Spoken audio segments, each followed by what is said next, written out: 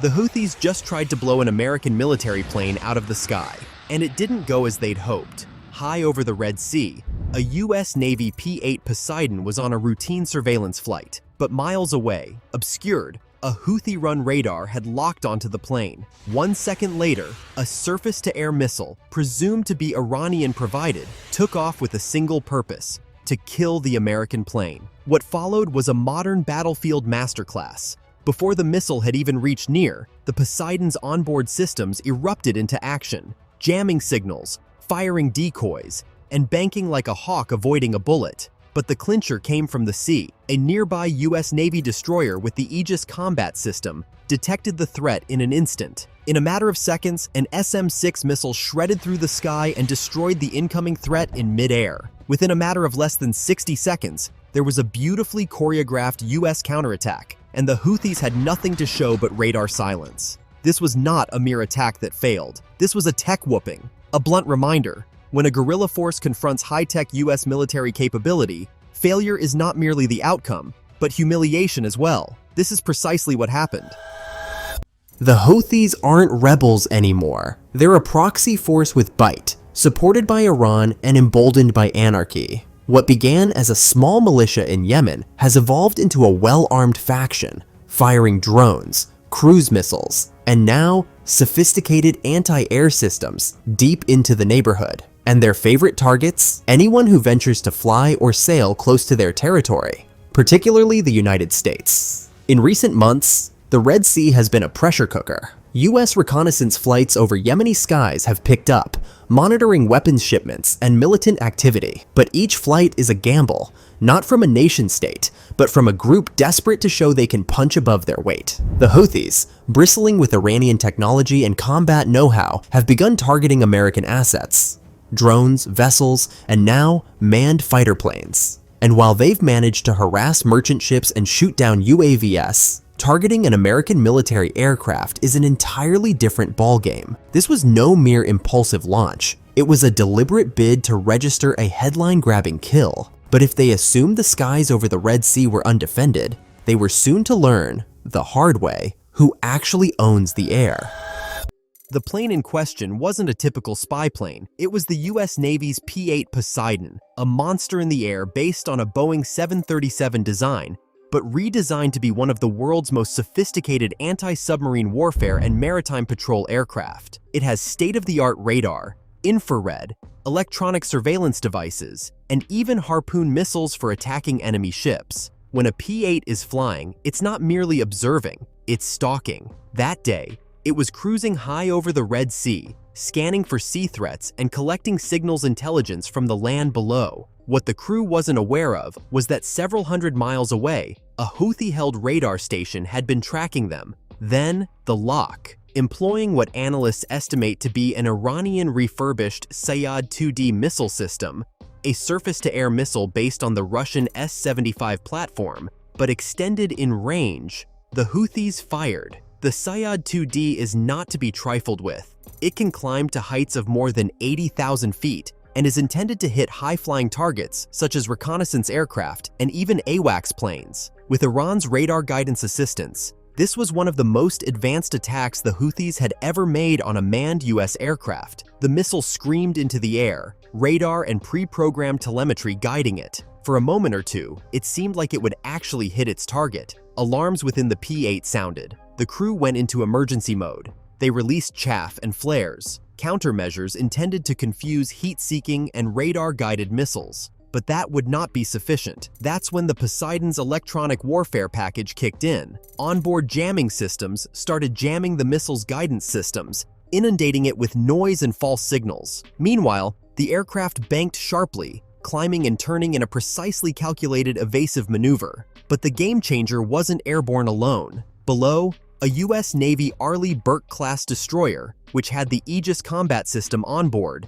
detected the missile's signature the instant it was fired. In under 5 seconds, it had a firing solution: an SM-6 interceptor missile, Mach 3, long-range and deadly, fired from the ship's vertical launch system, hurtling toward the Houthi missile. Mid-air, contact. The SM-6 exploded close to the oncoming projectile, causing fragments to tear through its hull and render it inoperable before it could adjust course. The sky flashed. The danger was gone. The Poseidon, rattled but unscathed, continued on its way. The Houthis had just seen the frightening precision of American air defense.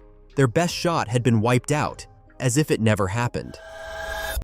The instant that the missile shot into the air, a finely tuned machine went into action, one that the Houthis never had a hope of beating. The P-8 Poseidon's onboard systems purchased it valuable seconds, but the actual brunt came from the Aegis combat system, the brain of the US Navy's destroyers. The system is not only speedy, it's merciless. Capable of tracking hundreds of targets at once, it detected the incoming missile, determined its trajectory, and fired the SM-6 interceptor before the Poseidon even finished its evasive maneuver. The SM-6 didn't merely deflect, it killed in mid-air. Designed to intercept high-altitude supersonic threats, it zeroed in with precision. The Houthi missile never had a chance. One moment it was closing, the next it was just smoke and warped wreckage plummeting into the sea. But that wasn't the end. It was only the beginning.